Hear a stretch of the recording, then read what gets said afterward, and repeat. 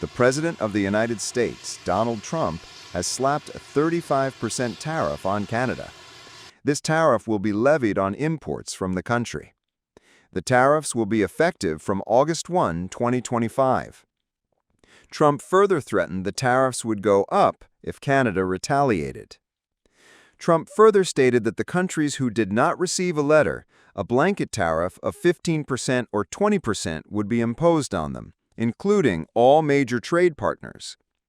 The U.S. president said, "Not everybody has to get a letter, you know that. We're just setting our tariffs. We're just going to say all of the remaining countries are going to pay, whether it's 20% or 15%. We'll work that out now." Trump's 35% tariff imposition on Canada comes days after he imposed a tariff of 50% on Brazil and 25% on Japan as well as Korea.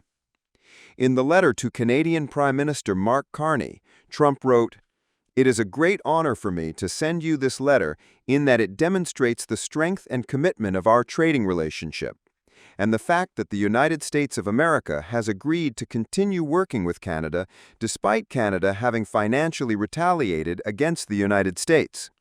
As you will recall, the United States imposed tariffs on Canada to deal with our nation's fentanyl crisis, which is caused, in part, by Canada's failure to stop the drugs from pouring into our country.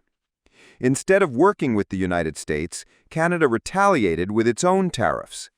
Starting August 1, 2025, we will charge Canada a tariff of 35% on Canadian products sent into the United States, separate from all sectoral tariffs. Goods transshipped to evade this higher tariff will be subject to that higher tariff. As you are aware, there will be no tariff if Canada or companies within your country decide to build or manufacture product within the United States, and in fact, we will do everything possible to get approvals quickly, professionally, and routinely, in other words, in a matter of weeks. If for any reason you decide to raise your tariffs, then whatever the number you choose to raise them by will be added on to the 35% that we charge. Also, I must mention that the flow of fentanyl is hardly the only challenge we have with Canada, which has many tariff and non-tariff policies and trade barriers which cause unsustainable trade deficits against the United States.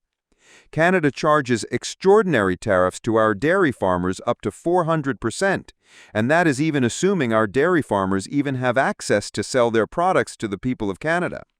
The trade deficit is a major threat to our economy and indeed our national security. If Canada works with me to stop the flow of fentanyl, we will perhaps consider an adjustment to this letter. These tariffs may be modified upward or downward depending on our relationship with your country. You will never be disappointed with the United States of America. Thank you for your attention to this matter.